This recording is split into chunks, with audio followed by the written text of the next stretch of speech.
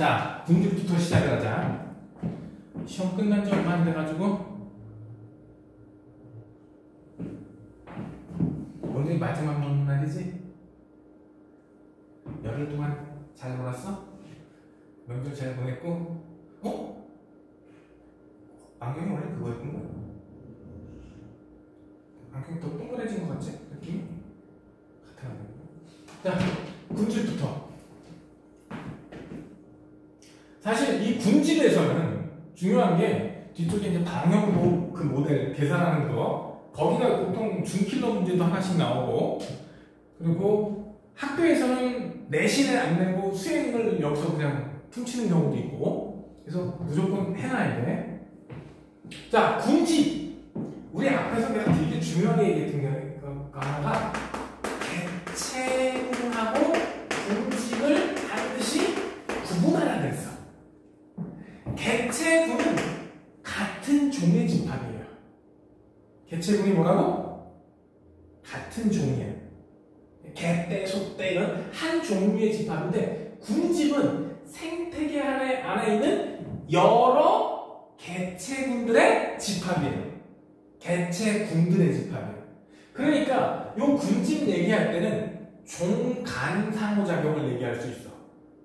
근데 개체군 내냐, 개체군 간이냐. 그래서 시험 문제 개체군이라는 단어하고 군집이라는 단어가 나오면 요 문장에 제대로 들어간 단어인지 꼭 확인해야 돼. 요거를 살짝 두 개를 서로 바꿔서 틀린 문장을 자꾸 만들어낸단 말이지. 꼭 그걸 보셔야 돼요. 자, 군집은 기본적으로 생산자, 소비자, 구매자로 구분이 돼요. 어디서 많이 들은 얘기 아니야? 생태계에서 생물적 요소라고 얘기했던 거. 다 들어가 있어요. 얘네들은 어떻게 상호 영향을 주고받느냐? 즉 어떤 관계가 있냐? 먹이 그물 혹은 먹이 사슬로 얽혀져 있어요. 생태계는 먹이 그물이지 먹이 사슬 단련하고 돼 있는 경우는 사실상 없어. 이게 먹이 그물인데, 먹이 그물이 복잡하려면 생물 중 하나만 더 집어넣으면 돼요. 즉 생물 종수가 많다, 먹이 그물이 복잡하다. 종 다양성이 높다. 다 같은 표현이 되는 겁니다. 거기에서 생태지위라는 말이 나왔어. 이거 꼭 기억하셔야 돼요. 생태적 지위는 먹이지위랑 공간지위로 나눠요. 사실 먹이지위, 공간지위 이거 단어는 기억할 거 없이 생태적 지위라는 단어만 똑바로 기억하시면 돼요. 요즘 서술은 없잖아. 근데 생태적 지위는 두 가지가 있구나. 아, 뭐 먹고 사느냐, 먹이 그물에서 어느 위치에 있느냐, 먹이 피라미드에서 어디쯤 있느냐, 그 얘기. 그리고 공간지위, 내가 어디 사느냐, 내 서식지가 어디냐. 이게 먹이지위와 공간지위야. 이게 겹치면 너 죽고 나 살자가 되는 거야. 같은 거 먹고 같은 동네 살면 싸움이 벌어질 수밖에 없죠. 그래서 생태적 지위라는 게 결국은 나중에 상호작용을, 얘네들끼리 어떤 상호작용을 하느냐, 그걸 따질 때 먹이지위와 공간지위를 꼭 알아야 됩니다. 얘네들 뭐 유지가 안 되면 이제 죽어나가는 거야.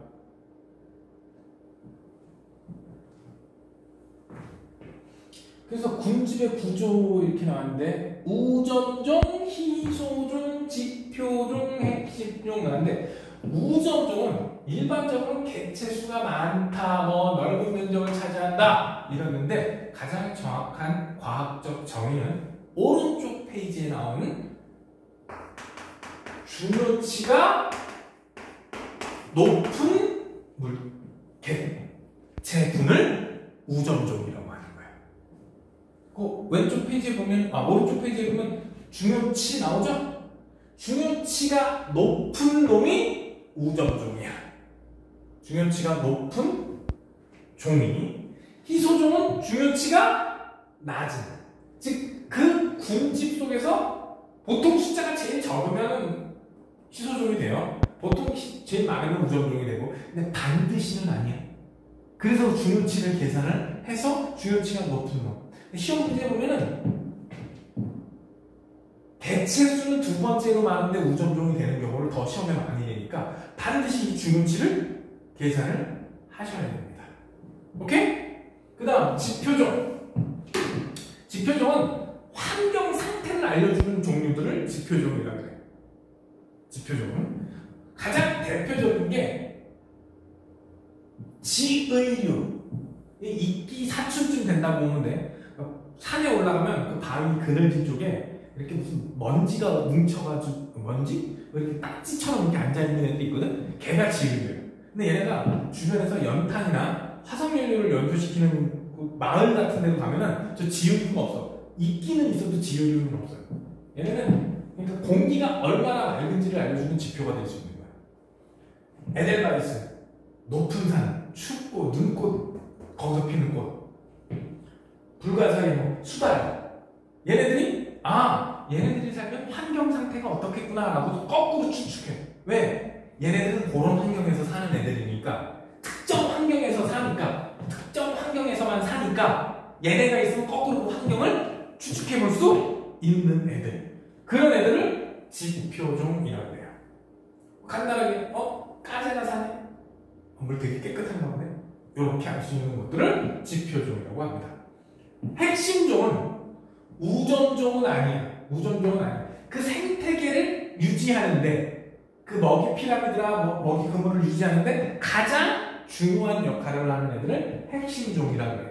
근데 보통 먹이 피라미드의 제일 꼭대기에 있는 놈 있지? 얘가 보통 핵심종이 되는 경우가 많아요.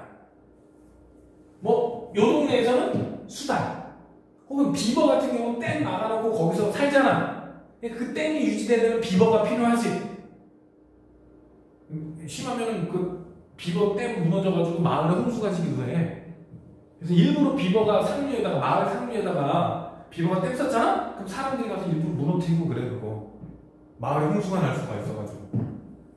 일단 그런 놈들, 그 생태계를 유지하는데 키워드 역할을 하는 애들 있지? 걔네들 핵심종이라고 해요. 보통 먹이 피라미드의 꼭대기. 우리나라로 따지면 호랭이 이런 놈들이 핵심종이 되는 경우가 많습니다.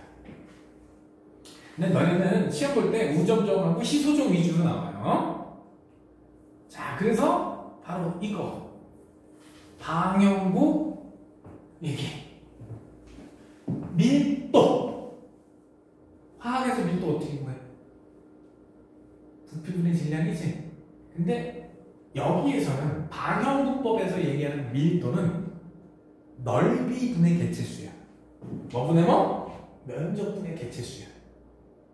쉽게 얘기해서 니네 학교에 사는 어떤 동물을 하나 얘기를 하자. 그러면 참새도 A라는 참새도 있을 거고 B라는 쥐새끼도 있을 거고 C라는 고양이도 있을 거고 이러지. 근데 면적은 어때요? 세 개가 다. 니네 학교 면적은 다 똑같지. 그래서 밀도는 넓이분의 개체수인데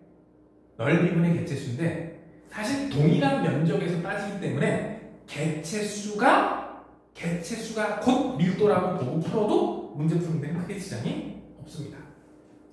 밀도의 즉 개체수가 곧 밀도가 된다 이렇게 보셔도 돼요. 근데 정확하게는 뭐분의 뭐? 넓이분의 개체수야. 넓이분의 개체수. 빈도는 여기서 방형구라는 개념을 알아야 돼. 방형구는 딱 문제에서 주어져요. 어떤 방형구라는 정의가 주어져. 예를 들면 이 페이지 아래쪽에 있는 이런 그림이에요. 보면은 쉽게 방형구는 칸이야, 칸. 요 작은 한 칸을 방형구 하나로 정의할 수도 있고요. 근데 이 문제에서는 얘를 방형구 하나라고 지정을 했어요. 가로 세로 1m를 여기서 방형구 하나라고 주어졌어요. 문제에서 이 문장을 반드시 찾아야 돼. 왜? 잘못 봐서 난 요거 한 칸을 방형구 하나로 볼래. 그러면 방형구가 100개가 돼. 25개, 25개, 25개, 25개. 그러면 빈도 값이 달라져요. 만약에 한번 예를 들면 이거를 방향구로 놔두면 방향구수가 4가 돼. 근데 작은 걸 방향구로 두면 100이 돼. 빈도를 계산할 때. 빈도는 전체 방향구수분에 출현하는 방향구수거든. 자, 근데 여기서 민들레를 봅시다. 응? 민들레는 여기랑 여기 두 군데 나왔어. 그러니까 방향구를 이걸 봤을 때 여기 해서 4분의 2가 되는데 100개로 보면 하나, 둘, 셋, 넷, 다섯, 여섯, 일곱, 여덟, 아홉 이렇게 돼요. 값이 달라져요. 그래서 문제 3에서 반드시 확인해야 될 게 방향구가 요게 방향구인지 이게 방향구인지를 반드시 구분할 거야. 문제에서 이게 방향구니까 빈도는 4분의 이렇게 가요. 오케이? 그다음 P도는 덮고 있는 넓이에요. 뭐라고? 근데 여기서 이것만 가지고 뭘 찾아야 되냐? 요거를 찾아야 돼. 즉 여기 클로버는 요 넓이 요거를 완벽하게 다 덮었다. 빈칸 없이. 그럼 이 넓이 계산이 될까 안 될까? 1m인데 5개가 들어갔으니까 20cm겠지. 0.2 곱하기 0.2가 됩니까? 0.04 제곱미터라는 넓이 계산이 돼야 돼. 계산이 되게 주던지 이렇게, 응? 아니면 개체 하나가 넓이 얼마를 차지하고 있다라는 값을 주던지, 그것도 아니면 P도 계급이라는 값을 줍니다. 그래서 계산할 수 있게 주어져요. 근데 문제는 밀도, 빈도, P도가 중요한 게 아니라 상대 밀도, 상대 빈도, 상대 P도 이게 중요한 거예요. 왜냐? 중요치가 요 세 개를 합친 값이 중요치니까. 뭐뭐 합친다? 상대 밀도, 상대 빈도, 상대 P도. 보면 알겠지만 비율이에요, 비율. 즉 상대 밀도는 전체 마리수 중에 그 종이 차지하는 비율이 몇 %냐. 그럼 여기 보면 밀도, 얘 몇 마리? 4마리, 16마리, 20마리죠? 토탈 몇 마리냐? 40마리지. 40개체 중에 얘는 몇 개 있어? 4개 있지? 40개 중에 4개니까 몇 프로? 10%를 차지해야 돼요. 얼마? 이게 상대 밀도야. 개체수로 따졌으니까. 여기서 아예 면접 따지지는 않았지. 왜냐? 우리가 중요한 건 밀도값 자체보다는 상대 밀도가 중요하거든? 상대 밀도가 중요하니까 그냥 전체 개체수분의 그놈만의 개체수. 원래 상대 밀도는 얘 밀도 분의 요것만. 합치면 얼마야? 1, 4, 5, 10분의 1. 값은 똑같이 나와요. 그렇기 때문에 굳이 밀도값을 정확하게 계산해 볼 필요는 없어. 전체 마리수분의 그놈만의 마리수. 그러면 얘는 4마리인데 10%였죠? 몇 마리야? 16마리지? 그럼 4마리가 10%면 16마리면 몇 프로? 40. 그래서 40%야. 얘는 20마리지? 그러면 50%. 즉 마리수의 비율이 나오면 그 비율이 요거야. 차지하는 비율. 그리고 요거 합치면 몇 프로 나와야 돼? 100% 나와야 돼. 그것이 이제 빈칸 채우기라고 그래요. 합치면 몇 프로? 상대 밀도도 다 합치면 100. 상대 빈도도 다 합치면 100. 상대 P도 다 합치면 100이 나와야 돼. 그럼 그 중에 하나만 알면 얘가 뭐 10인데 4마리야. 근데 40이래. 그럼 몇 마리? 나와 안 나와? 그러면 이 16이라는 숫자는 줄 필요 있다 없다? 굳이 안 줘도 돼. 16, 20 이거 안 줘도 돼. 하나 값만 정확히 하니까 나머지 다 나와 안 나와? 다 나와. 그래서 그 빈칸 채우기 하나가 나온다.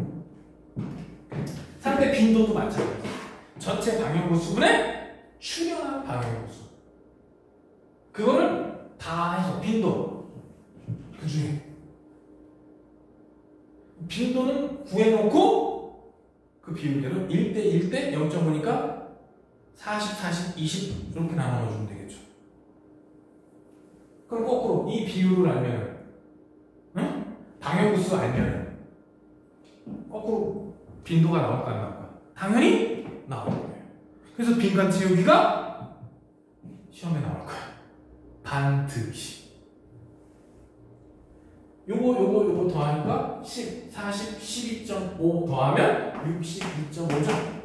요 값이 중요치가 되는 거야. 요거 더하니까 130. 요거 더하니까 107점. 이게 중요치야. 그러면 얘가 제일 높네. 따라서 토끼풀이 우정종이 되는 거고, 가장 낮은 질경이가 희소종이 되는 겁니다.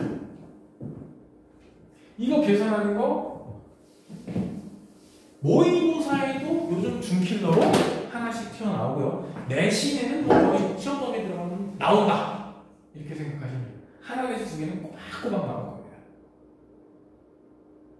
근데 이거 똑같은 계산을 여러 번 해야 되니까 짜증나는 거고, 저 비율을 타닥타닥 넣을 줄 알면 생각보다 빨리 풀립니다. 근데 보통은 개체수가 많은 걸 우선적으로 안 주는 경우가 많아.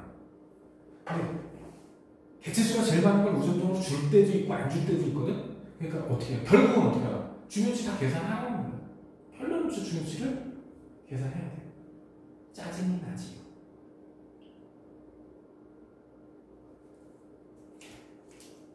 세 개면 편한데, 네 개 내지 다섯 개로 하면 이제 조금 이제 계산이 짜증이 나요. 여러 개다 보니까 계산이 짜증이 나요. 그리고 비율 계산해서 딱딱딱 넣을 줄 알면 편해집니다. 군집의 종류. 뭐 군집의 종류는 따지면 생태계의 종류랑 비슷한 말이 돼요. 똑같은 말은 아니지만 군집의 종류가 어떤 생태계에 있느냐에 따라 다르겠지. 삼리는 숲을 얘기해. 그래서 뭐 열대 우림도 있고 낙엽, 하엽수, 침엽수, 낙엽, 상록수, 낙엽, 하엽수, 침엽수 이런 식으로 구분이 되고, 초원은 풀떼기. 제일 유명한 데가 사바나, 아프리카 초원, 뭐 열대 초원 이런 데가 제일 유명하고, 사막은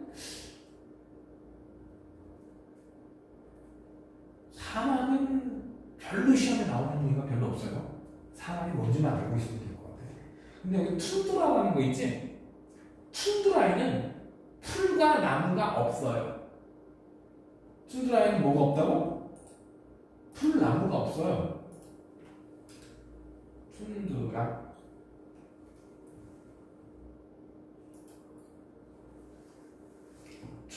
이게 툰드라래. 풀, 나무가 없는데. 근데 무슨 색으로 보여? 초록초록해요. 초록초록하고, 이 동네에 보통 이런 술록 같은 애들이 살아요. 술록 애들이 여기서 눈 거쳐내고 밑에 있는 거 뜯어먹고 살거든?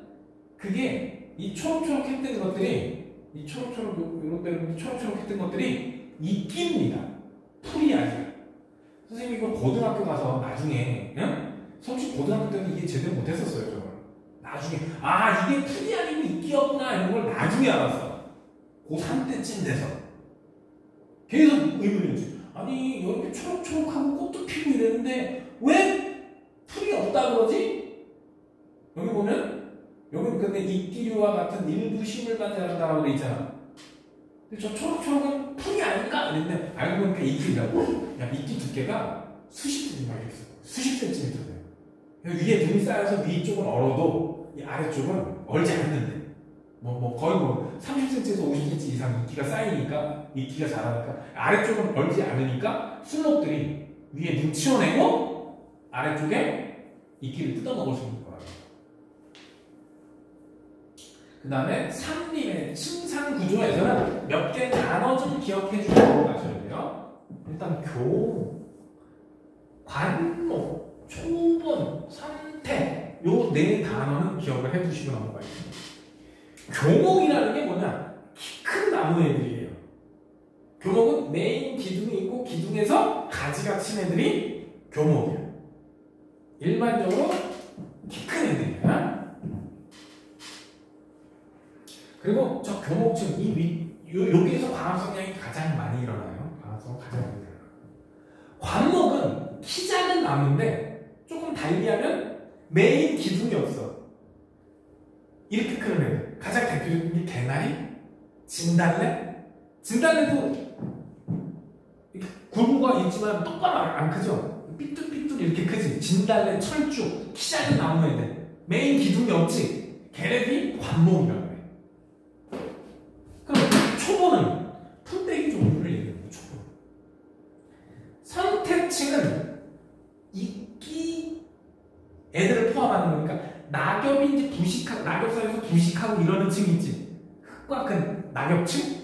그 정도 보시면 돼요. 선택층은 생산자, 이끼, 분해자, 뭐 여기 균류가 포함이 되니까 어디에 해당되는 건 낙엽이 쌓여있는 층 정도 생각을 하시면 될 거예요. 선택층은. 지중층은 땅속이고 지중층은 땅속이고. 그래서 네 가지 정도는 구분할 줄 알아야 돼. 당연히 아래로 내려갈수록 빛의 양은 점점 줄어들겠죠? 왜? 여기서 대부분 빛을 흡수하고 내려갈수록 나뭇잎에 점점 걸리게 되니까 아래로 내려갈수록 빛의 세기는 아래로 내려갈수록 점점점 작아질 수밖에 없어요. 여기서 확 빛이 줄어드니까 여기서 광합성을 가장 많이 한다. 이렇게 해석하시면 쉽게 이해할 수 있겠죠? 그래서 예를 들어 교목, 관목, 초본, 선택 이 층이 뭐를 의미하는지 정도는 꼭 암기를 하셔야 합니다. 다음으로 생태의 수평 분포와 수직 분포. 수평 분포는 위도별 분포예요. 무슨 분포? 위도별 분포예요. 그래서 저위도, 고위도. 저위도니까 적도 근처, 고위도니까 북극, 남극 추운데 우리 북방구니까 북쪽으로 올라가 봅시다. 저위도에는 열대우림, 상록 애들이 있어요. 상록수들이. 상록이 무슨 뜻? 1년 내내 초록이라는 뜻이야. 상록이 뭐라고? 여기 오른쪽에서 나온 상록. 근데 열대우림은, 열대우림 이런 데는 낙엽이 안 져요. 상록은 낙엽이 안 떨어져서 1년 내내 푸르니까. 활염은 이파리가 쫙 펴지는 데예요. 치명은 소나무같이 뾰족뾰족한 애들. 그래서 더운 지방에 덥고 습한 데는 보통 열대우림, 상록 화엽수 위주입니다. 그런데 중위도 쪽으로 가면 화엽이 돼요. 뭐가 된다고? 화엽인데 낙엽 화엽이 돼요. 낙엽. 겨울이 되면 어떻게 된다? 이파리 떨린다는 얘기예요. 그래서 열대우림과 낙엽이 있고 고위도로 가면 치명. 이렇게 되고 그 위로 가면 이제 툰드라가 돼요. 근데 고도로 따지면 상록, 화엽, 낙엽, 치명, 관목순이 됩니다. 관목은 아까 키 작은 나무라고 그랬지? 근데 우리가 관목을 좀 잘 모를 수밖에 없는 게 우리나라에 관목대가 거의 없어요. 관목대가 하나서 꼭대기층 가야 관목대가 되려나? 관목대가 나타나는 높이가 2,000 몇백 미터, 3,000m 가야지 나타나거든? 근데 우리나라는 3,000m가 없잖아. 한라산 기록폭포, 태백산 등이 높아봤자 2,000m 살짝 넘어가잖아. 관목대가 우리가 볼 수 있는 관목대가 사실상 없다고. 키 작은 나무인데 꼭대기 올라가면 키가 작을 수밖에 없어. 바람이 세니까 바람이 세면 뚝뚝 부러져 나가고 뭐 버티지는 못해요. 그리고 그림 잘 봐요. 잘 안 보이지만 기울기가 기울어져 있어요. 그래서 이렇게 올라간 이쪽이 남사면이에요. 남쪽이에요. 반대쪽이 북쪽이고. 시험 볼 때는 어느 쪽이 남쪽인지 북쪽인지 안 줄 거거든? 그러면 요 수목한계선들, 요 기울기를 보고, 수목한계선의 기울기를 보고, 아, 어느 쪽이 남쪽이고 어느 쪽이 북쪽이구나. 알 수 있어요. 보통 이쪽에 북사면 쪽에 스키장을 만들죠. 남사면 쪽에 갖다 만들어 놓으면 눈 다 녹잖아. 우리나라 같은 거. 수목한계선 보고, 그래서 이 순서 정도는 기억해 두시면 돼요. 달달달 외우지 않아도 아 이게 순서대로 이렇게 들어가야 되겠구나 이런 정도 넣어주시면 됩니다. 요거는 이제 뭐 강수량이 많을 때 여기는 강수량이 적을 때 근데 사실 요거보다는 이게 이 순서랑 요 순서가 비슷해서 좀 같이 외워주시는 게 훨씬 편할 거예요. 올라갈수록 온도가 어떻게 돼요? 낮아지죠? 고고도로 갈수록 온도가 낮아지죠? 그래서 똑같지는 않지만 비슷한 경향이 나타납니다.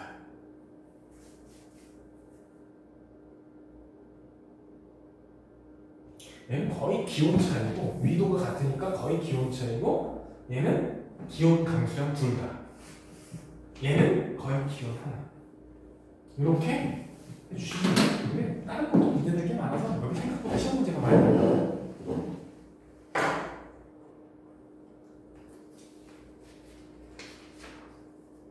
문제는 천이지. 어? 어?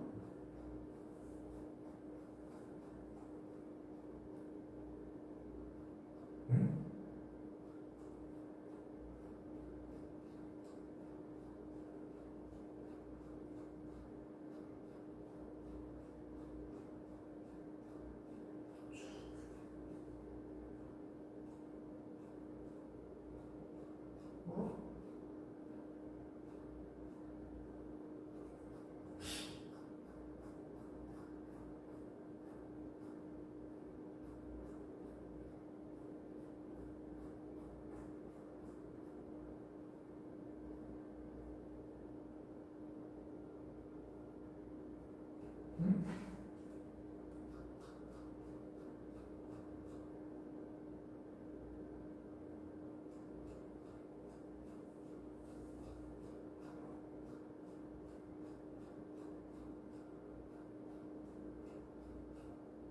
이상하다.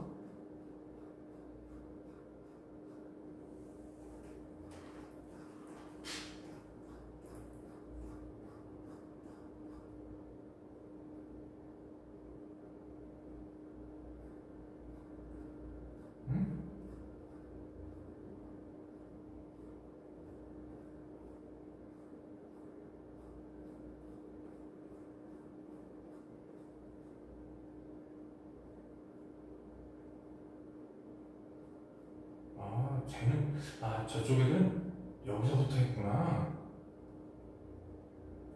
걔는 여기서부터 했구나. 토요일에 애하고 진도가 똑같은 줄 알았더니 여기서부터 했었구나. 다 진도 나가고 나서 있지. 빨리 앞에 거 다시 한 바퀴 돌리자니? 다는 못 돌려도 많이 까먹었겠지? 솔직히 이 파트는 책 몇 번만 읽어주면 웬만한 건 다 돼. 내용이 어려울 게 없어. 내용은 어렵잖아요. 대신 분량은 좀 많아서 외우고 건덕지는 많아. 어려운 얘기가 아니지만 그냥 외우기만 하면 돼. 자, 그 다음 천이라는 게 나왔어. 군집의 천이, 식물 군집의 천이. 동물 군집은 잘 안 나와요. 식물 군집의 천이요. 천이는 한 지역에 점령하고 있던 애들이 바뀌는 걸 천이라고 그래. 그러면 시간이 지나면 따라 군집이 종구성과 구성이 달라지는 거.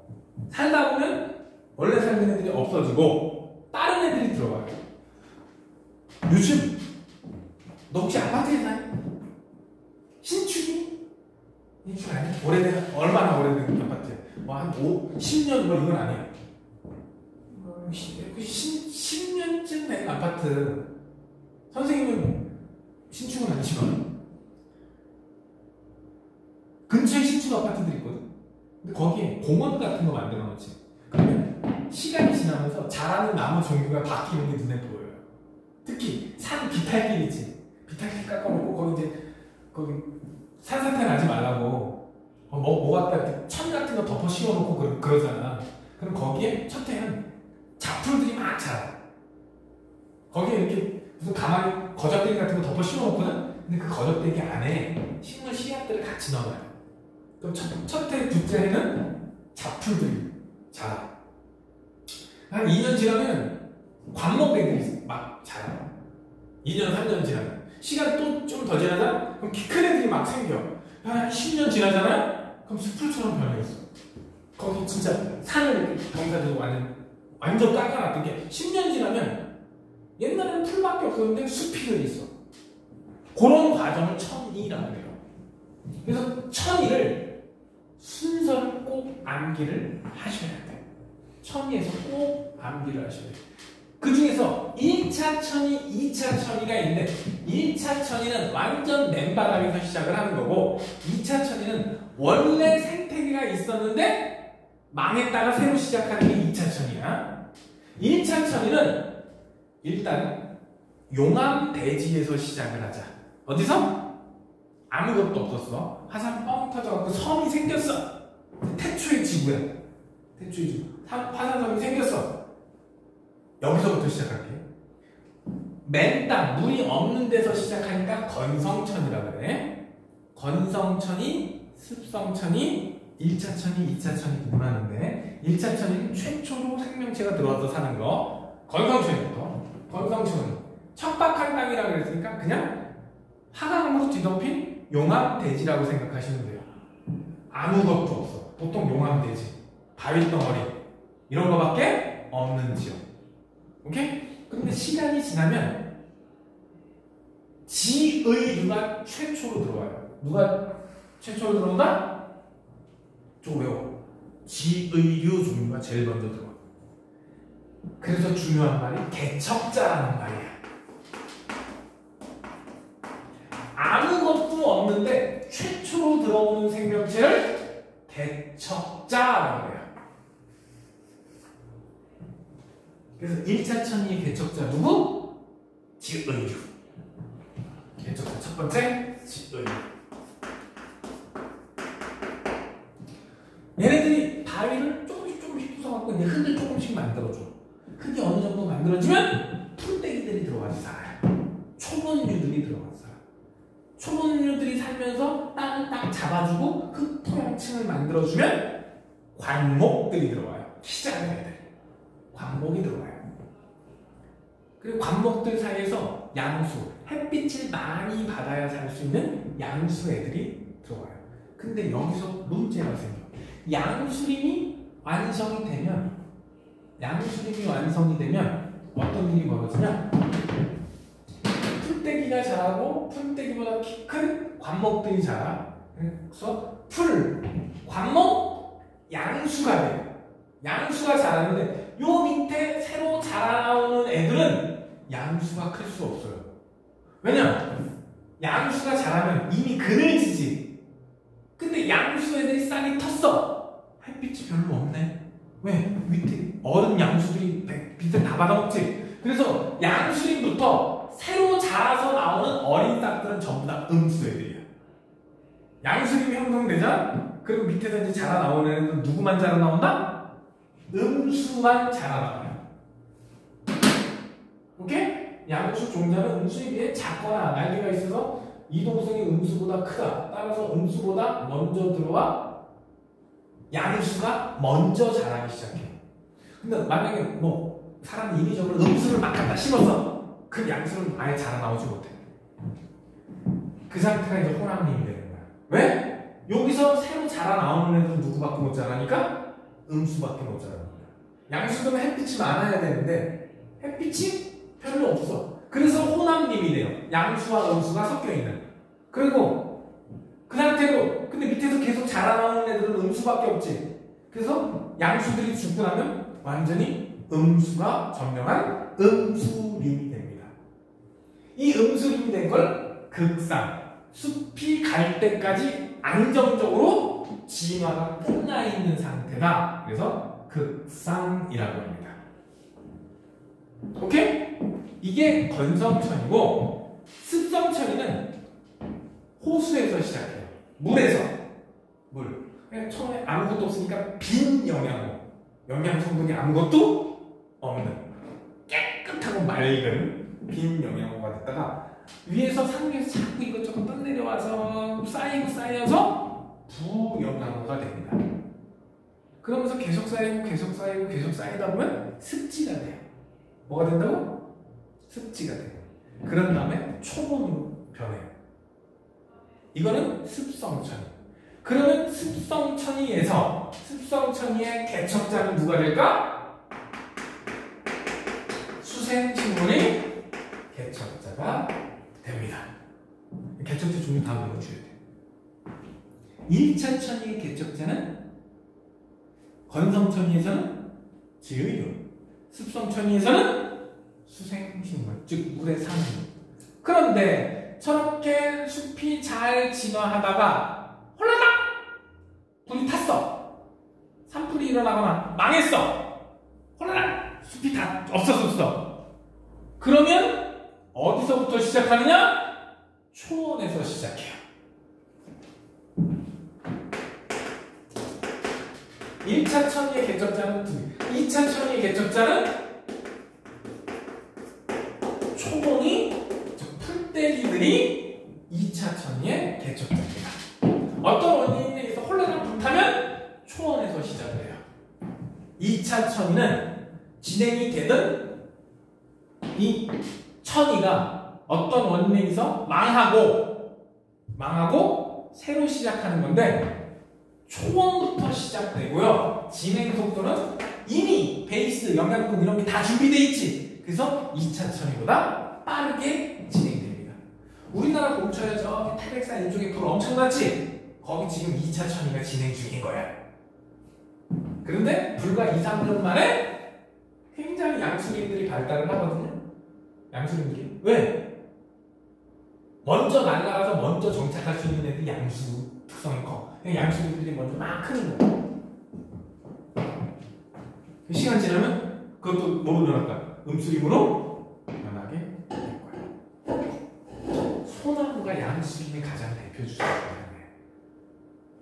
그리고 도토리나무, 참나무 이런 애들이 음수림의 대표주자. 산에 안 가봤지? 우리나라는 아직 산에 가면 소나무나 이런 게 되게 많거든? 왜 그럴까? 초창기에 빨리 클 수 있는 애들이 양수라 그랬지. 그래서 6.25 이후에 조림사업, 즉 산에 나무 심기 운동할 때 있지? 양수, 소나무 엄청 갖다 집어놨어요. 아직 우리나라 숲에는 뭐가 더 많아? 지금 우리나라는 아직 극산까지는 못 갔습니다. 우리나라 물론 극산으로 간 지역도 있긴 하지만, 근데 이 양수, 소나무 종류를 꾸준히 유지하려면 다른 풀들이 모자라게 다른 나무들을 계속 솎아주는 작업을 계속해야 돼.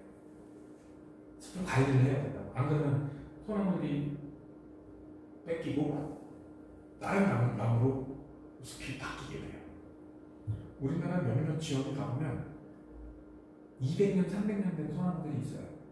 지금도 우리나라 그 무슨 김씨? 걔네들이 소유한 산에 이 금강송들이 자라고 있어. 그래서 몇 년 전에 아니지 벌써 한 30년 됐지. 남대문 홀라당 타버린 사건 있었지. 그래서 복원했잖아. 그때 거기 가서 300 몇 년 된 소나무 잘라갖고 왔잖아.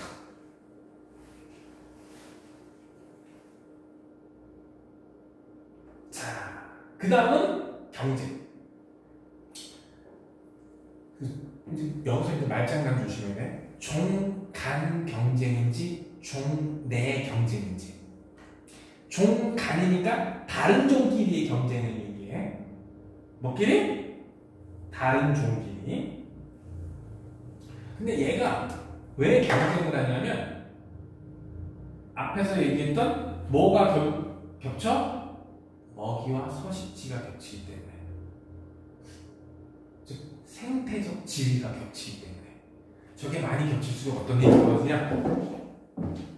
종간 경쟁에서 중요한 건 먹이와 서식지가 얼마나 겹치느냐. 즉 생태적 지위가 얼마나 겹치느냐거든. 이게 많이 겹칠수록 불구대천시 원수가 되는 거야. 이 동네에서 너, 나 둘 중에 하나만 남자. 그 정도로 싸우게 되는 거를 경쟁 배타라고 합니다. 뭐라고 한다? 이 지역에서 두 종류가 맞붙었어. 한 종류는 완전히 그 지역에서 사라지는 거야. 둘 중에 하나만 남는 거. 그게 뭐라고? 경쟁 배타야. 경쟁 배타는 생태적 지위가 굉장히 많이 겹치는 애들끼리 일어나. 여기 보면은 애기 집신벌레만 키울 때는 이만큼 커요. 집신벌레만 키우면 이만큼 클 수 있어. 그래 두 개를 같이 키웠더니 애기 집신벌레가 남고 집신벌레는 싹 없어져요. 그래서 보면은 초창기에는 이만큼 못 자라.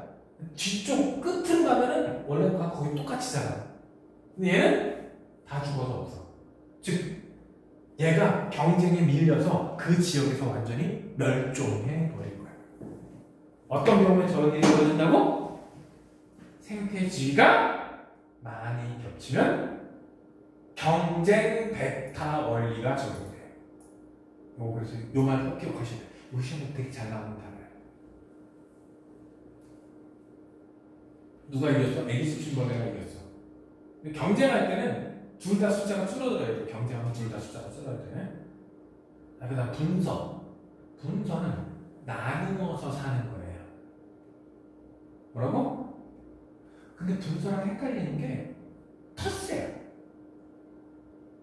텃세가 뭐지? 똥개도 지네 동네에서 50% 먹고 들어가는 게 텃세였잖아. 텃세는 같은 종끼리 경쟁이야. 오른쪽에 표시되어 있어요. 텃세는 뭐라고? 종 내 상호작용. 같은 종끼리. 근데 분서는 종 간 상호작용이야. 다른 종하고 상호작용하는 거야. 이거를 옛날에 어느 보니까 분서는 아파트에 101호, 102호고 텃세는 그 집에 내 방, 네 방인 거야. 이렇게 구분을 해놨는데 그게 맞는 분류인지는 모르겠어. 근데 분서는 나누어서 살기. 나누어서 살기. 야, 나는 여기서 살 테니까 너는 거기서 살아. 이렇게 서로 비슷한 공간인데 남의 영역을 침범 나누어 사는 걸 분서라 그러고, 텃세는 여기는 내 땅이야. 오지마. 같은 종끼리 경쟁을 막고자. 분서와 텃세는 목적은 똑같아요. 쓸데없는 경쟁을 좀 피하자. 그게 목적이야. 그게 나도 뭐 적당히 살 수 있고 너도 적당히 살 수 있는 그런 거 되겠죠. 그래서 솔세라는 애들은 이게 아파트처럼 층상 구조가 달라요. 꼭대기는 누가 살고 아래쪽엔 누가 살고. 그러니까 한 나무에서도 층상 구조가 다르고, 은어하고 피라미드는 약간 가세니 쪽에 살고 은어는 중심부에 좀 살아요. 근데 은어도 얘하고 뭐 텃세 부린다 그랬지? 돌멩이 하나 경계로 그 주위에 못 오게 막는단 말이야. 갈견도 피라미드하고 갈견도 마찬가지. 갈견도 가생이 사는데 적당히 공간을 다른 쪽에 산다고. 왜? 먹이라든가 이런 게 겹치기 때문에. 불필요한 경쟁을 피하기 위해서 분서, 텃세가 있는데, 분서는 종-간 상호작용이고 텃세는 종-내 상호작용이다. 그래서 이 조간대에 위치하는 따개비 A와 따개비 B 문제가 여러 번 등장을 했었어요. 지금 따개비, 여기에 이제 평균 수위를 보면은 얘는 물에서 잘 잠기는 애, 얘는 물에 어쩌다 한번 잠기는 애. 이렇게 딱 나눠 살더라 이거야. 그러면 얘는 뭐 문제가 있겠지. 그래서 어떻게 했냐면 A를 싹 없애봤어. A를 싹 없애봤어. 근데 위에 앉아라. 즉 B가 이 위에 앉아왔던 거는 A 때문이 아니란 얘기지. 평균 얘는 물에 많이 잠겨야 살 수 있는 애였다고. A 때문에 못 산 게 아니야. 그런데 여기에서는 B를 싹 지웠더니 A가 아래쪽까지 다 내려왔지. 그러면 요 아래층에서 A가 없었던 이유는, 즉 여기에 A가 여기에 안 살지, 경쟁 베타로 밀린 거야. 오케이? 그러다 보니까 둘 다 있으면 그냥 야, 너 밑에 살아, 나 위에 살게. 사실 A가 여기 안 내려간 거는 여기 내려가봤자 어때? 경쟁에서 밀린 거야. 여기서 못 사는 거야. 여기서는 경쟁 베타가 일어났다. 누가? A가 밀려난 거야. 여기 보면 경쟁 베타 원리에 의해서. 그냥 단순 분서가 아니라고. 여기서는 위에 못 자랐지. A가 없는데도 못 올라갔지. 그럼 얘는 여기만 사는 게 A 때문에 그런 게 아니, 물의 수위 때문인 거지. 얘는 아래까지 내려왔지. 이거 이거 다 합치면 얘가 여기 안 사는 이유는 여기서 쫓겨났었구나. 경쟁 배타가 되는 거야. 그래서 B가 없으면 다 살 수 있는 거야. 저거 해석하라고. 저기서 어떤 경쟁의 원리가 나타나느냐. 경쟁 배타가 있다. 재미있는 거죠. 공생은 종류가 몇 종류가 있지? 편리공생. 편리공생이 뭐야? 한 놈은 이득이지만 한 놈은 아무런 득도 실도 안 되는 거. 편리. 상리는 서로 이득을 보는 게 상리야. 근데 하나는 손해보고 하나는 이득이면 기생이 되는 거야. 그래서 이게 편리공생, 상리공생, 기생 이렇게 나오는데 요즘 시험 문제 이렇게 줘요. A, B, 여기가 제로. 그러면 여기는 뭘까? A도 이득이고 B도 이득이지. 그럼 여기는 상리공생이야. 여기는 A도 손해, B도 손해지. 경쟁이야. 오케이? 그러면 요 라인에 걸치는 애들, 요 라인에 이렇게 걸치는 애들, A는 아무 득도 못 봤다는 얘기잖아. 요 라인에 걸치는 애들은 A는 아무 득도 못 봤죠. 근데 B는 이득이지. 그러면 여기에 걸리면 편리공생이 돼. B가 이득. 그럼 요 라인에는 얘도 편리, 얘는 A가 이득을 보는 케이스야. 그러면 여기랑 여기는 뭐가 될까? 여기는 B는 이득인데 A는 손해죠. 그럼 여기는 기생이에요. A가 숙주가 되고 B가 기생체가 되는 거예요. 여기서 거꾸로 A가 기생이 되고 B가 숙주가 돼요. 요즘은 요거로 시험을 잘 내더라고. 요즘. 근데 애들이 착각하는 게 이 기생 라인, 요 기생 요 공간은 기생인데 애들이 편리공생이라고 잘못 착각을 이렇게 많이 하더라고. 내가 이거 많이 해서 그렇던데. 야, 쉽게 이 라인에 걸쳐야 한 놈은 이득이고 한 놈은 편리는 여기가 아니라고. 여기는 기생, 상리, 여기는 경쟁. 경쟁 배탈이 이쪽에서 일어날 수 있는 거예요. 원리는 간단하죠. 그 다음에 이제 얘는 몇 개 외워두시면 끝나는 거야. 아니요, 저 딸내미가 이게 편리공생이라고 그러는데 내가 봐서 이거 편리 아닌 것 같아. 고래는 되게 짜증날 것 같아. 야, 네 피부에 뭐 붙어있다고 생각해봐. 되게 짜증날 것 같지 않냐? 이거 빨판 상어도 내가 봐서 이거 기생이야. 내가 뭐 과학 정의에는 편리공생이라고 그러는데, 야, 거북이가 헤엄치는데 밑에 뭐 다 달려있으면 더 힘들지 않을까? 아무래도 내가 봐서 요거는 나 인정 못해. 편리공생 인정 못해. 내가 봐서 기생이고. 하지만 시험에는 뭐야? 편리공생이야. 여기 보면 황제, 청소, 새우 해서 얘네들은 새우는 얻어먹는 데 있어요. 근데 해삼은 아무것도 없어. 그리고 황로와 물소. 황로가 이거 큰 새거든? 백로 비슷한 새거든? 근데 소는 그냥 귀찮은 존재. 내가 봐도 되게 귀찮을 것 같은데 자꾸 등에 와서 앉으면. 그리고 상리공생, 니모. 너 이거 영어 봤니? 니모를 찾아서 나가 안 나오는 거야. 니모.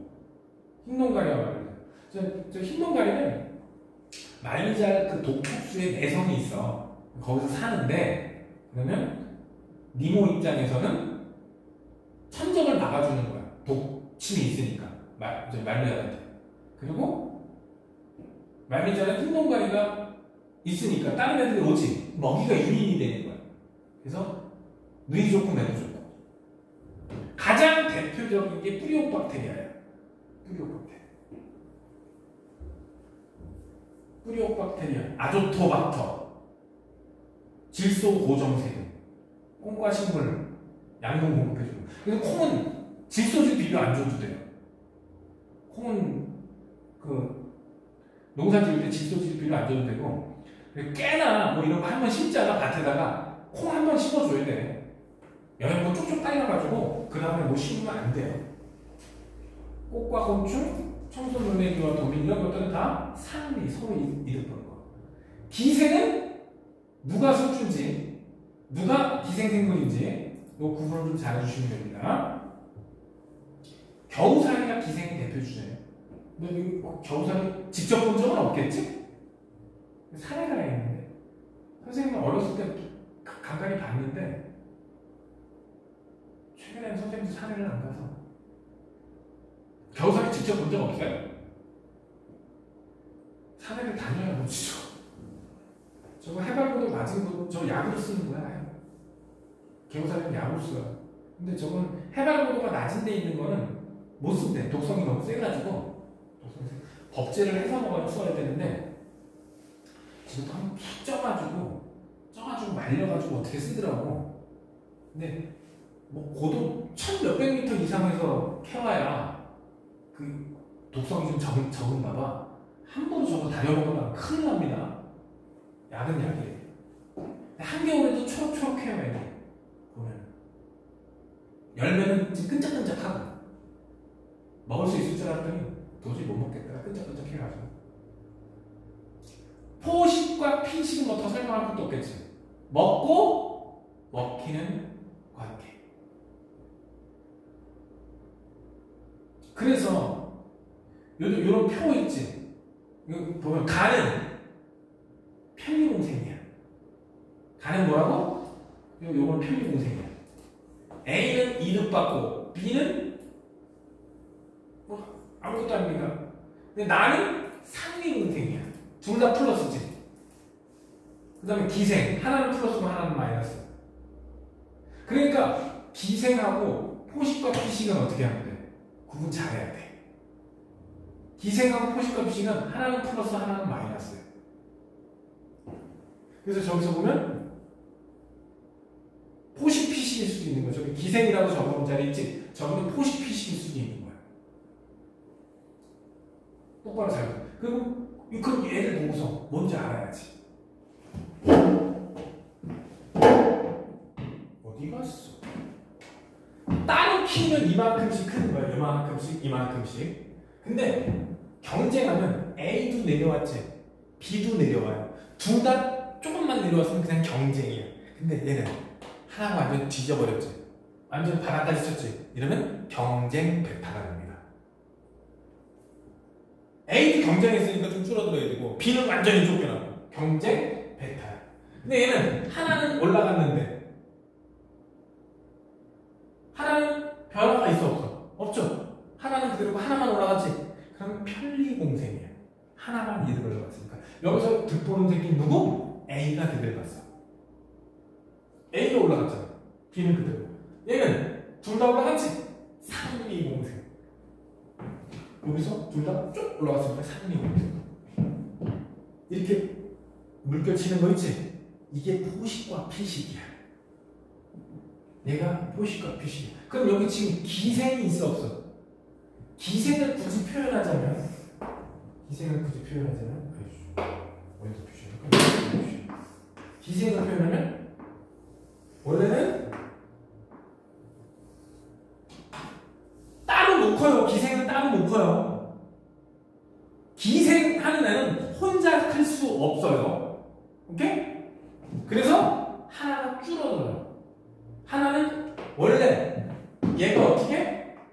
이렇게 밑으로 줄어들어야 돼. 근데 기생하는 애는 단독 배양이 안 되게 돼 있어요. 그러니까 이걸로 주기가 어때요?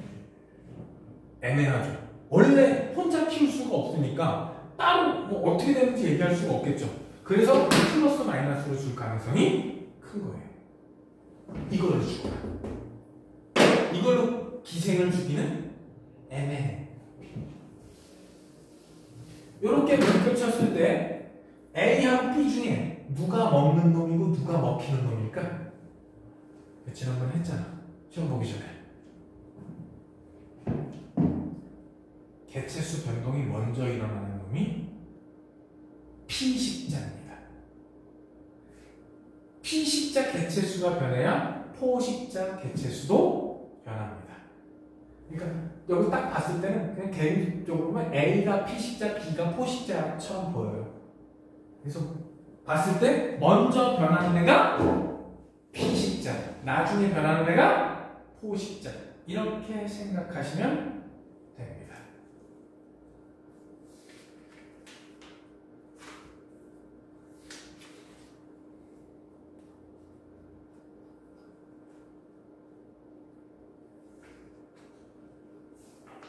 자, 그러면 이 챕터도 끝났고 내용이 워낙 쉬워가지고 내용이 쉬워서 애들이 여기 이 부분은 다 점수 따는 부분이에요. 그럼 우리 조금만 쉬었다가 에너지 부분을 합시다. 에너지의 흐름과 물질의 순환. 여기서 제목에서 끝났어. 제목에서 물질은 순환하고 에너지는 흘러갑니다. 뭐라고? 물질은 순환해요. 에너지는 흘러가요. 에너지는 연력학적 이법칙, 즉 엔트로피 증가 법칙에 의해 순환할 수가 없습니다. 넌 물리를 안 배웠겠지만 물리 법칙에 이거 불가능해요. 그래서 에너지의 흐름과 물질의 순환이래요. 근데 지구상에 존재하는 에너지의 99.98%가 태양에서 왔어요. 극히 일부분이 지구 내부의 에너지, 그러니까 지열이 해당이 되겠지. 그리고 또 극히 일부분은 기조력, 태양과 달의 인력, 부분이 극히 쓰이지만 생명체들이 쓰는 에너지는 전부 다 태양에서 왔다. 태양 에너지는 에너지가 흘러가야 되는데 생태계 안에 유기물을 따라서 이동한다. 이렇게 생각하시면 되겠어요. 생태계에서 에너지 흐름 순환하지 않고 한쪽 방향으로 흘러서 결국 지구 복사 에너지가 돼서 우주로 빠져나가요. 태양 복사 에너지로 들어와서 결국 지구 복사 에너지로 우주로 빠져나갑니다. 결국 들어오는 에너지와 나가는 에너지는 동일해야 돼요. 그러면 에너지는 순환하지 않아. 생태계가 유지되려면 에너지가 끊임없이 들어가줘야 돼요. 지속적인 에너지 공급이 가능해야 된다. 그게 바로 태양이에요. 태양이 끊어지면 지구상의 생명체도 끝장인 겁니다.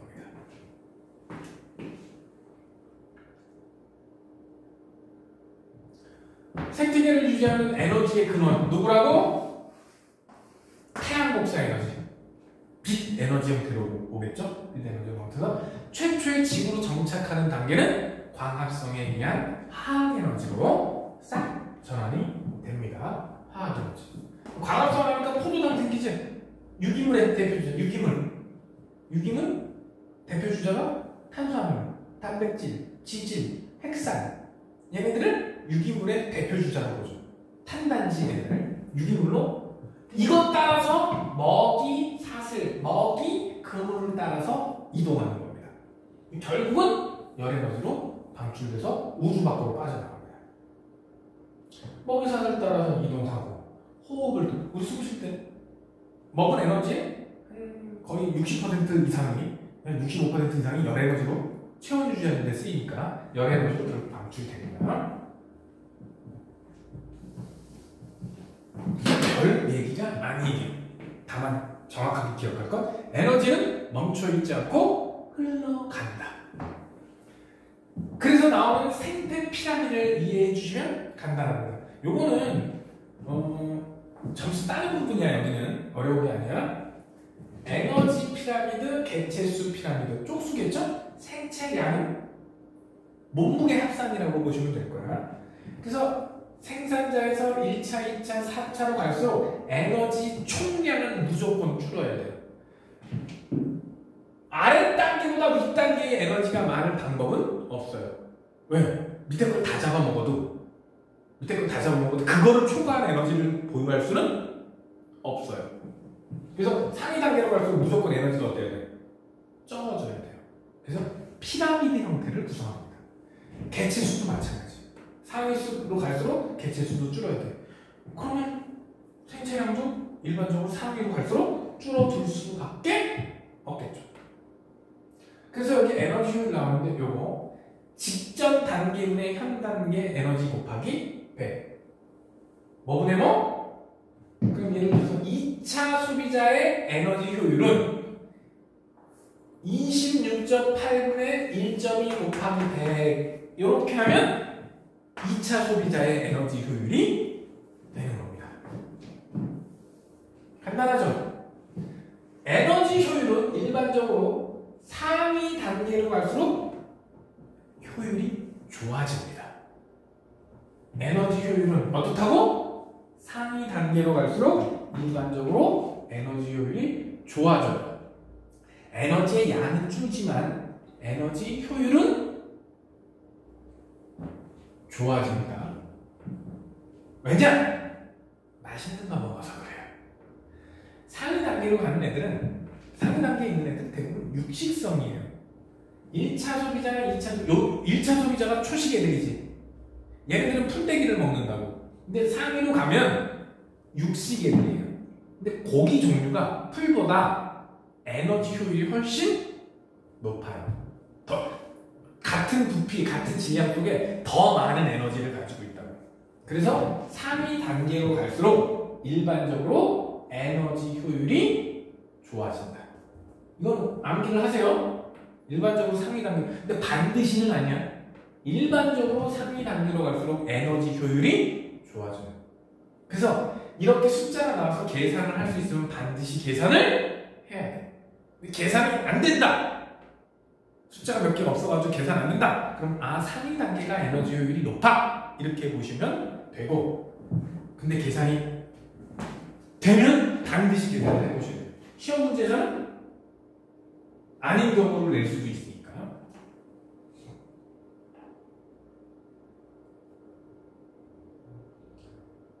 그래서 요거를 보고 요런 문제 유형이 이제 내신에 제일 많이 나와.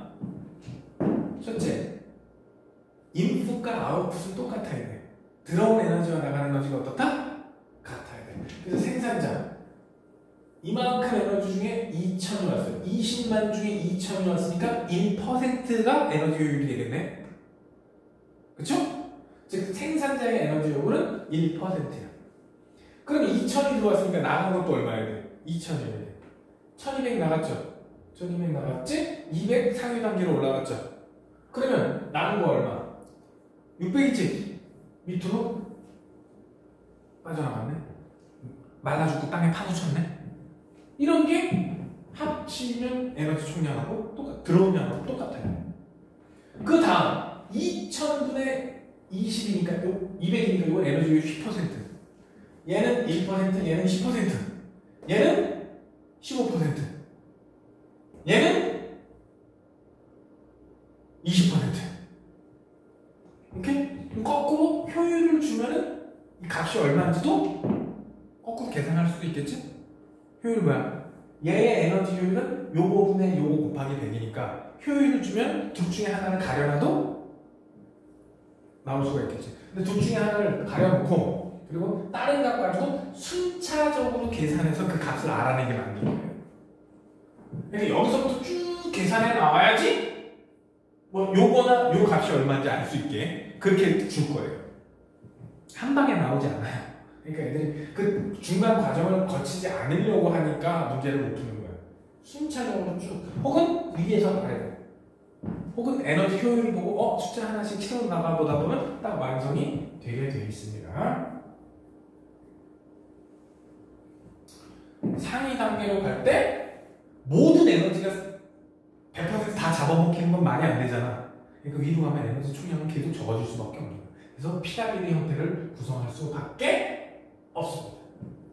별로 어려울 게 없죠. 이거는 그냥 분수 정도 계산하는 숫자 싸움이 될 겁니다. 아, 야, 이런 거 틀리면 진짜 점수 계산사 나는 거야. 시험 문제는 여기가 하이라이트. 모의고사 내신에 꼬박꼬박 시험 많이 나오는 거. 요거 하나 더 있을 텐데. 그렇지, 요 그림하고 요 그림 비교해서 보셔야 돼요. 요거하고 요것도 비교할 줄 아셔야 되고. 이 그래프하고 이 그래프가 거의 똑같은 그래프예요. 모양이 다르지. 자, 총 생산량 이만큼이 총 생산량이래.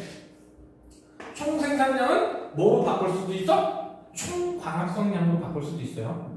뭐로 바꿀 수도 있다고? 저는 이 그래프 그랬잖아요. 이 그래프 그랬잖아. 총 광합성량. 이 전체 이만큼 총 광합성이었지.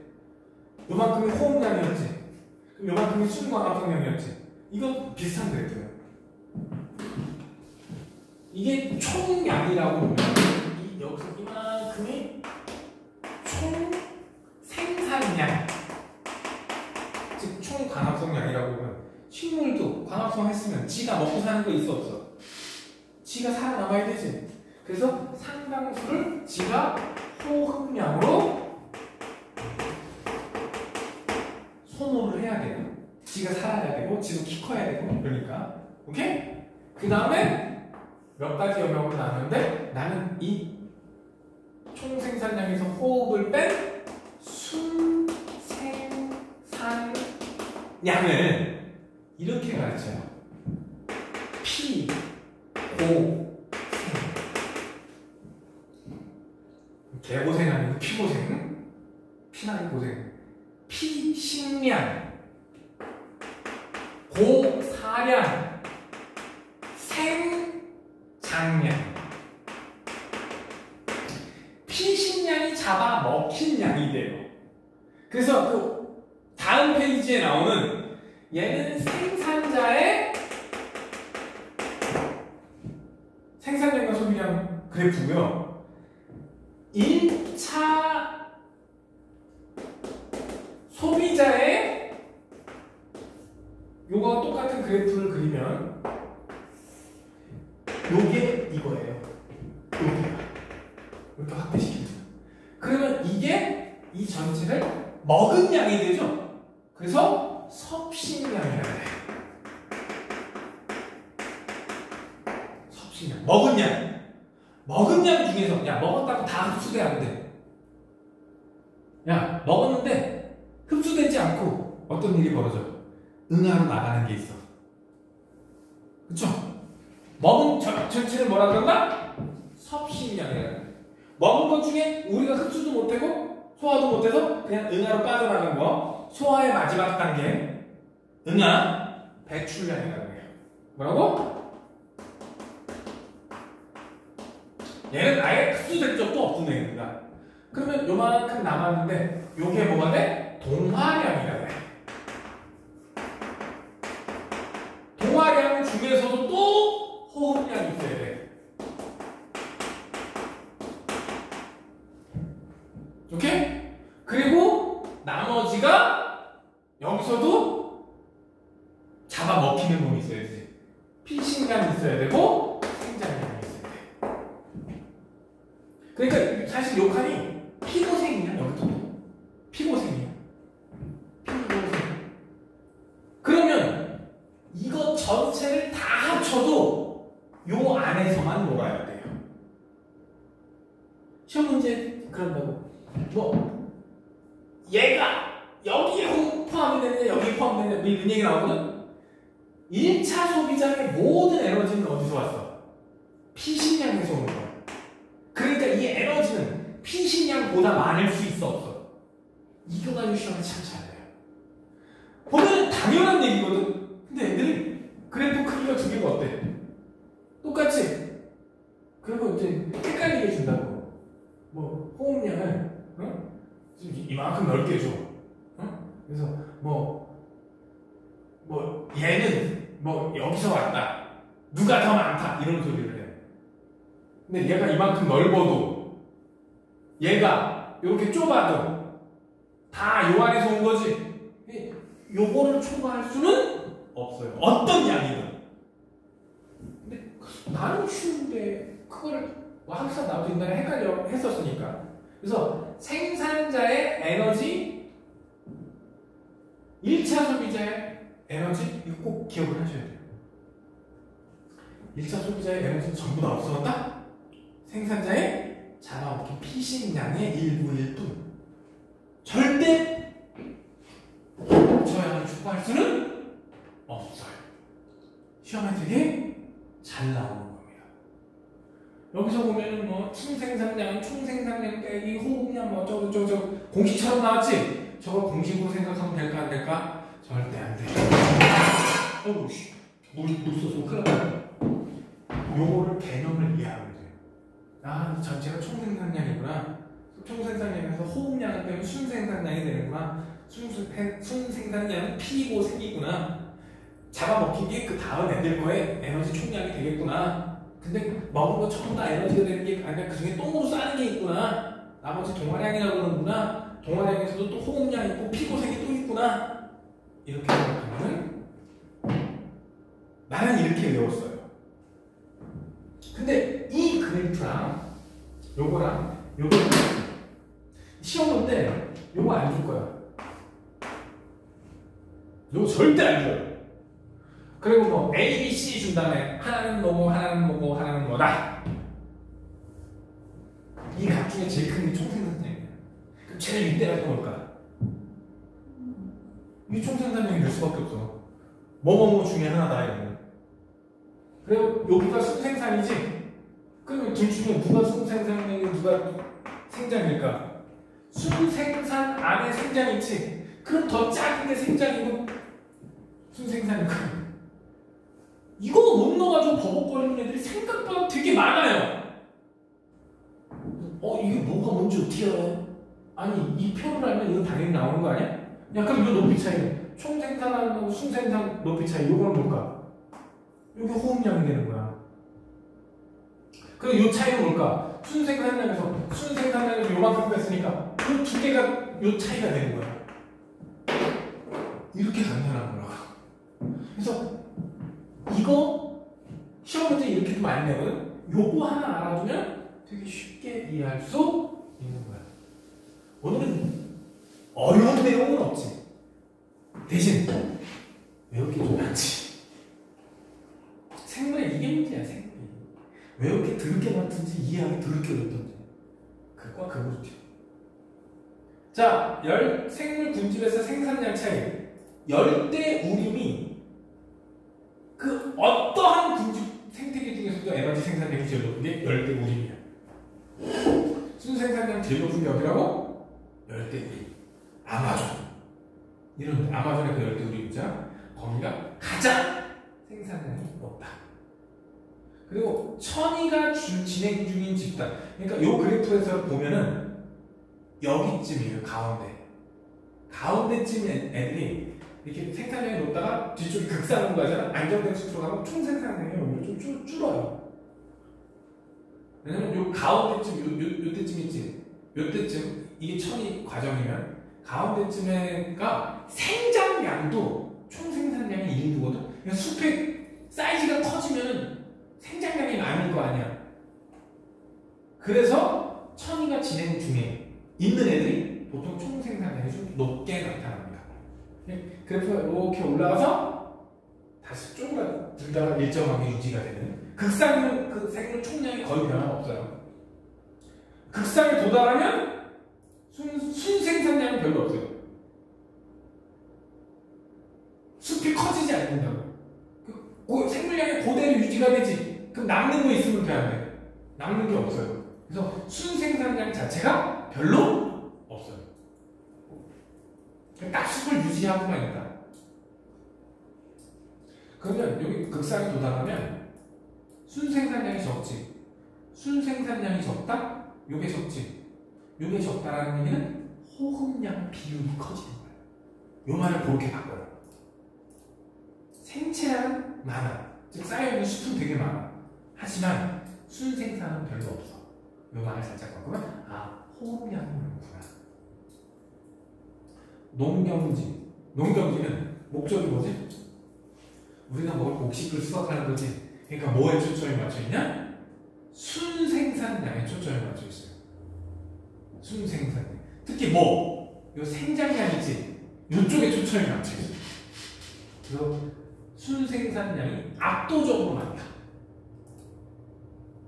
그런 놈들만 골라서 심어놓은 게 농경지가 되는 거야.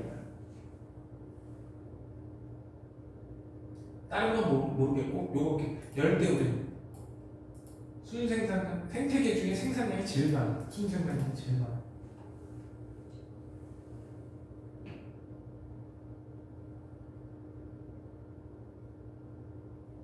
조금 전에 뭐 얘기했던 거 다시 한번. 식물을 잡아먹는 초식동물.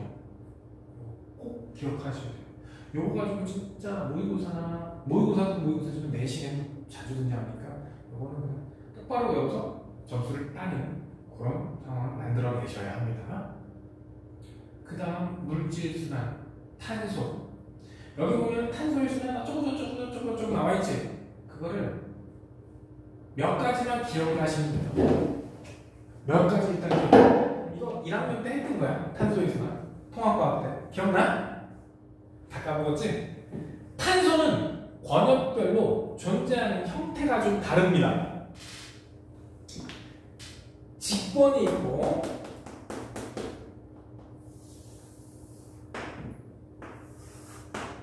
너무 많다. 수권, 기권, 힘권. 보통 5가지, 외권까지 따지면 우주인데 우주에는 물질이 거의 없으니까 4가지 권역에서 탄소가 어떤 형태로 존재하는지를 기억해야 돼요. 일단 직권에 가장 많은 탄소가 존재합니다. 근데 보통 탄산칼슘, 즉 탄산염 형태로 많이 존재해요. CaCO3, 탄산칼슘 같은 탄산염, 탄산칼슘, 탄산칼륨 이런 탄산염 형태로 가장 많은 형태로 존재해요. 근데 얘네들은 고체니까 부피가 굉장히 작겠지? 그래서 가장 많은 양이 탄소가 존재를 합니다.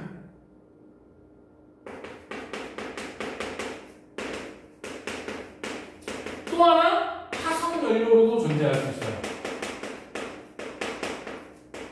석탄, 석유, 천연가스 이런 걸로 존재합니다. 수권에는 이산화탄소가 물에 녹은 탄산이온이나 탄산수소 이온 형태로 보통은 존재를 합니다. 기권에는 이산화탄소와 메테인 형태로 보통 존재를 합니다. 생물권은 한마디로 유기물, 탄, 안, 지, 핵산 이런 애들로 존재를 합니다. 기권에 있는 게 호흡을 통해서 생물이 호흡을 통해서 이산화탄소 만들어내죠. 기권의 거는 물속으로 녹을 수도 있죠. 물에 녹으면 가라앉을 수도 있어요. 물에 녹으면 염이 돼서 가라앉아요. 근데 온도가 올라가면 이산화탄소 녹았던 게 다시 기권으로 튀어나오기도 하죠. 그리고 기권에 있는 거 광합성을 통해서 생물권으로도 들어가죠. 땅에 있는 거 화산 뻥 터지면 이쪽으로도 일부 들어가지만 이쪽으로도 일부 들어가죠. 너네 계속 빙빙 도네. 그리고 생물 일부 중에서는 또 죽어서 땅에 파묻히는 것도 있죠. 이 화살표들이 다 이것들이에요. 그러니까 권역별로 어떤 형태로 탄소가 존재하는지를 알면 그 이동, 여기 뭐라고 써있는 거 있지? 이걸 굳이 읽어볼 필요도 없이 쉽게 이해가 간다고. 왜? 수권에서 침전 돼요. 이런 거 몇 개만 외우면 돼. 수도권에 치면 돼. 기권에 있는 거 물에 녹아요. 물에 녹으면 다시 빠져나올 수도 있어요. 기권에 있는 거 호흡을 통해서 광합성해요. 광합성에서 나와요. 호흡을 통해서 다시 기권으로 가요. 일본은 죽은 것들 파묻혀서 석탄으로 돼요. 화산 터지면 기권으로도 수권으로도 일부 나와요. 그러면 순환이 될까 안 될까? 당연히 순환 구조가 완성이 되겠지. 그런데 특히 얘를 직방으로 이렇게 빼내는 거, 화석연료의 연소. 여기에 해당되는 게 화석연료의 연소지. 이 양이 증가하니까 기권의 탄소 함량이 증가하는 겁니다. 그런데 지구의 탄소 양은 변할까 안 변할까? 그 문제는 시험에 많이 나와요. 탄소가 위치는 변하지만 전체 탄소의 양은 변해 안 변해? 안 변해. 지구 전체에서 나가고 들어오는 게 없잖아. 그거 기억하시면 이거 끝나는 겁니다. 여기서 뭐라고 쭈글쭈글 이렇게 써있는데 결국 요게 끝이에요. 뭐가 많아지면, 특히 요게 많아지면 지구온난화하고 문제되는 거예요. 화석연료의 연소. 이게 많아지면 지구온난화하고 문제. 물론 여기서 화산이 터져서 나오는 것도 있겠지만 요게 갑자기 문제가 되는 거예요. 여기 온실효과, 지구온난화. 온실효과는 나쁜 게 아니야. 지구온난화가 나쁜 거지. 그 다음 질소순환. 요거는 처음 배울 거야. 질소순환. 이 질소순환을 알면 이것도 사용 지식이 좀 필요해요. 생명체는 분자 상태로 직접, 원소 상태로 직접 요구하는 원소가 별로 없어요. 생명체를 구성하는 원소 중에 식물을 구성하는 원소들 있지. 식물을 구성하는 원소들이 C, H, O, N, S, P, K, CA, Mg, F. 이게 식물 생장에 필요한 10대 원소라 그래. 그래서 수경 재배하려면 얘네들이 골고루 다 들어있어야 식물이 잘 자라고 열매도 잘 맺을 수 있어요. 그 중에 여기까지만 분자 상태로 들어가. CHO까지만 분자 상태로 들어가. 나머지는 전부 다 이온 상태로 들어가야 돼. 이산화탄소로도 얘네들은 이 상태로 들어가요. 나머지는 전부 다 무슨 상태? 이온 상태로 들어가야 돼. 너 빈혈 있니? 철분 부족. 특히 여자들 임산부가 되면은 애기한테 철분을 많이 뺏겨서 애기 혈액을 만들어야 되니까. 그러면 철분이 부족한 건데, 그래서 임산부들 필수 보충제가 철분제잖아. 빈혈 있고 철분 필요하면 뭐 철물점 가서 못 한 근 끊어가 푹 삶아 먹으면 되는 거야? 그거는 원소로 들어오죠? 우리는 뭐가 필요하다고? 이온.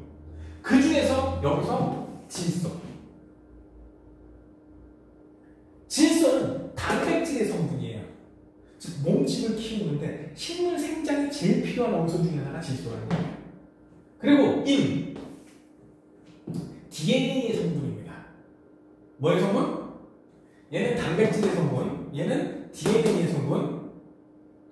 그래서 인 성분이 부족하면 애들이 곡식 열매를 똑바로 맺지를 못해요. 그 다음에 칼륨은 이게 상투압 조절을 하는 이온이거든? 저게 부족하면 흡수 자체가 안 돼. 상투압 조절이 똑바로 안 돼서.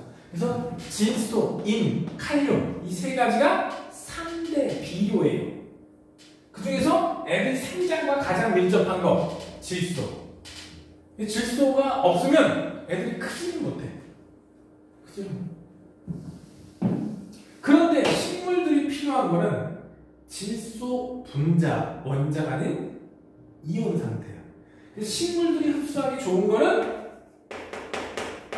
이거 아니면 이 형태예요. 아질산 거의 요 두 개, 그 중에서도 특히 요거를 위주로 쓴다고 보시면 돼요. 뿌리로 흡수해야 돼요. 오케이? 이거를 흡수해야 돼. 그런데 문제가 있어. 지표면이 있고 여기가 땅이야. 여기 공기. 공기 중에는 존나게 많은 질소가 있어요. 공기 중에 80%가 질소잖아. 그치? 공기 중에 80% 질소잖아.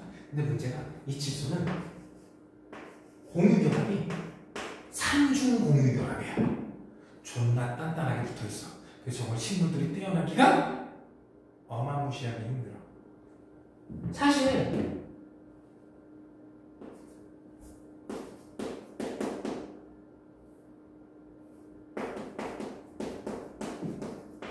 중학교 때부터 엄청 배웠던 암모니아 생성 반응식. 이거 하버 박사가, 응? 저기 독일의 과학자 하버 박사가 이거 비료 만들으라고 이거 연구한 거야. 근데 이게 500도 이상 200기압 이상 플러스 촉매까지 있어야지 이 반응이 일어나.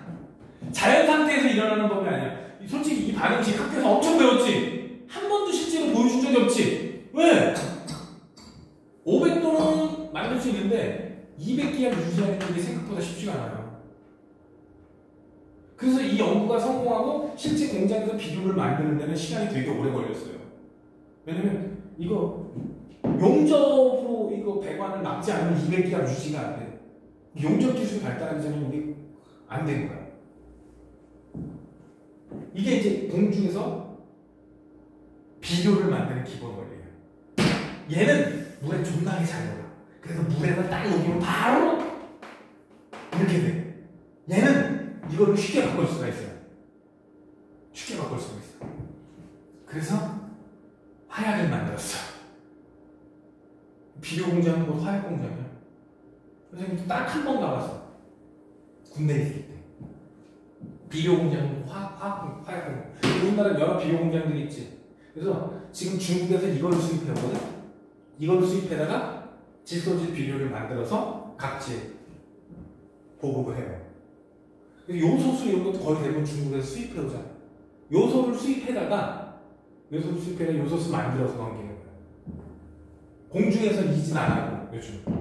이게 이 상태를 유지하는데 이게 돈이 좀 들어가니까 중국에서 석탄에서 뽑아내는데 저거를 싸게. 그래서 중국에서 이거 야 요소 못 넘겨 이랬더니 우리나라 트럭 멈추고 난리 났었잖아. 요소수 대라 되는 거.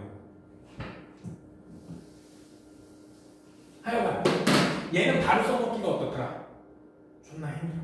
근데 직방 이렇게 만들어지는 게 있어. 여기 팍 아까 조건이 되게 안 좋았지? 벼락치면 돼. 공중방전하면 이 순간 온도가 그 아주 좁은 영역이지만 거의 1억 켈빈까지만 올라가고 그래요. 벼락치면 온도가 어마어마하게 올라가. 아까 500도 따윈 맛이. 근데 문제는 너 최근에 이 근처 벼락치는 거 봤어 못 봤어?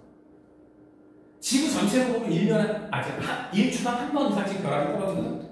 근데 여기서 농사 지으려면 이 근처에도 벼락 많이 줘야 될 거 아니야?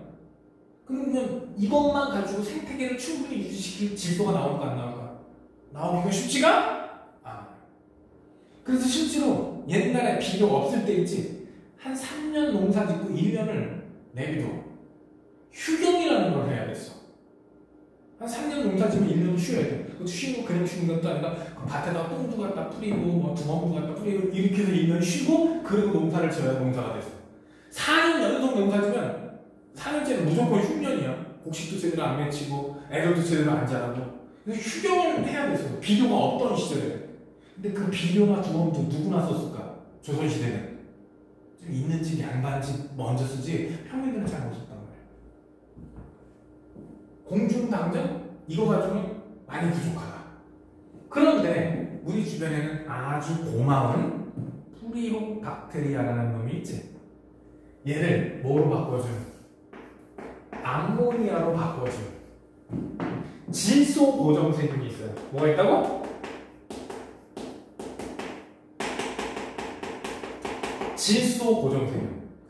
공기 중에 있는 질소를 이런 형태나 이런 형태로 바꿔주는 애들이지. 이런 애들을 통칭 질소 고정 세균이라고 그래. 오케이? 질소 고정. 대표적인 게 프리오박테리아 혹은 독립적으로 살 수 있는 애라면 아조토마토. 이런 애들은 질소 고정색인이라고 그래. 근데 얘는 바로 뭐가 된다고? 물에 녹기만 하면 이렇게 변해요. 이렇게 변해요. 그러니까 사실 이 질소 고정색이 여기까지 다 만들어준다고 보시면 될 거예요. 그러면 얘는 이렇게 바꿔주는데 요거를 질화라고 해요. 질화세균이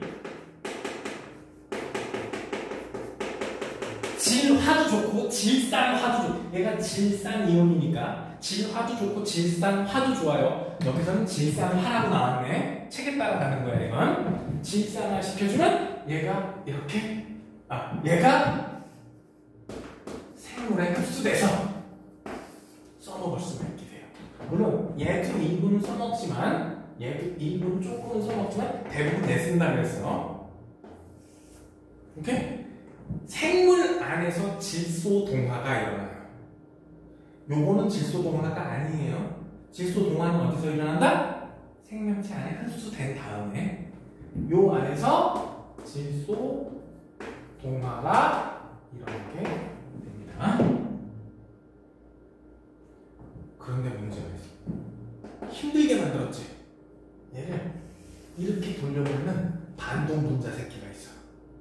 질산화를 거꾸로 했다.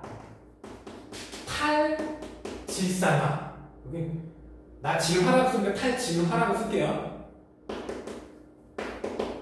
탈질산화도 좋고 탈질화도 좋아. 탈질산화 세균 혹은 탈질화 세균이 이렇게 반동 분자 짓을 합니다. 요게 자연계에서 일어나는 일이에요. 자연계에서 먹는 요 양이 한 군데에서 농사 지었을 때 2년, 3년 농사 지면 거의 고갈될 분량밖에 없어요. 많지가 않아서 농사를 한 장소에서 계속 지으려면 뭐가 필요해? 질소질 비료가 필요해.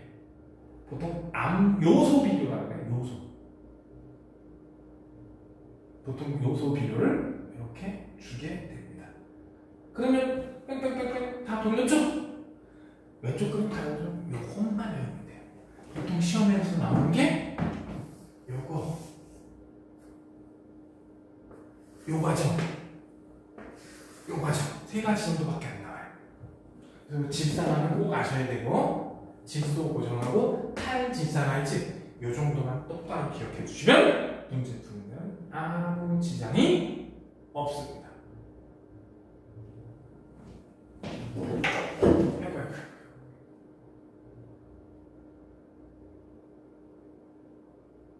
여기 왜 요소가 없지?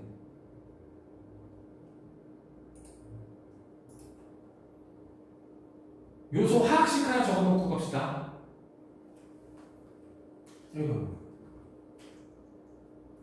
요소가 학교에 따라서 에이씨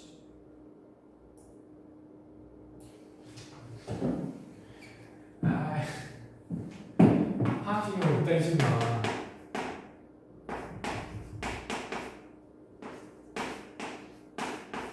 이렇게 씁니다. 요소. 저기 CO를 앞으로 쓰기도 하고 뒤로 쓰기도 하고 그러거든? 이게 요소야. 암모니아가 요소가 돼요.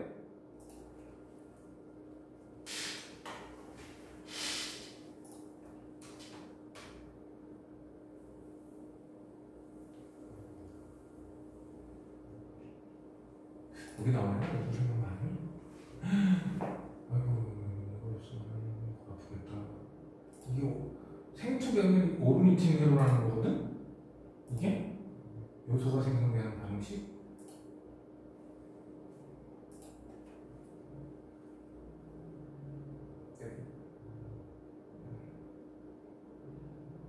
응? 뭐야 이게? 요소 생성 방식. 암모니아가 요소가 되거든요. 암모니아가. 이건 여기는 CO가 앞으로 나와요. 여기서 CO가 앞으로 나와있지. 에이, 그냥 내가 그려주자. 에이씨. 암모니아는 독성이 있다. 간에 가서 요소로 바꾼다. 암모니아. 요소.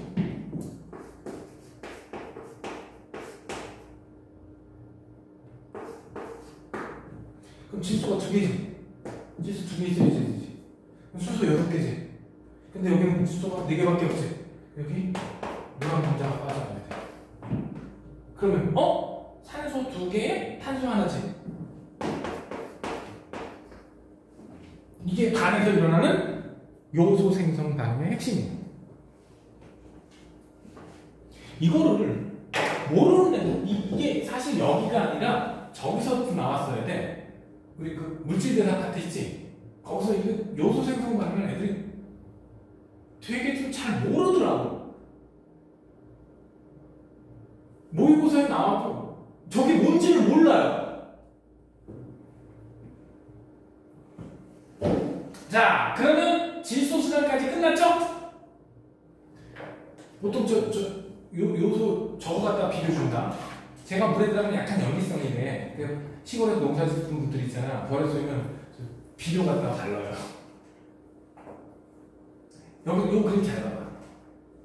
빨간색, 파란색 2개가 있지. 둘 중에 하나는 에너지고 둘 중에 하나는 물질이거든.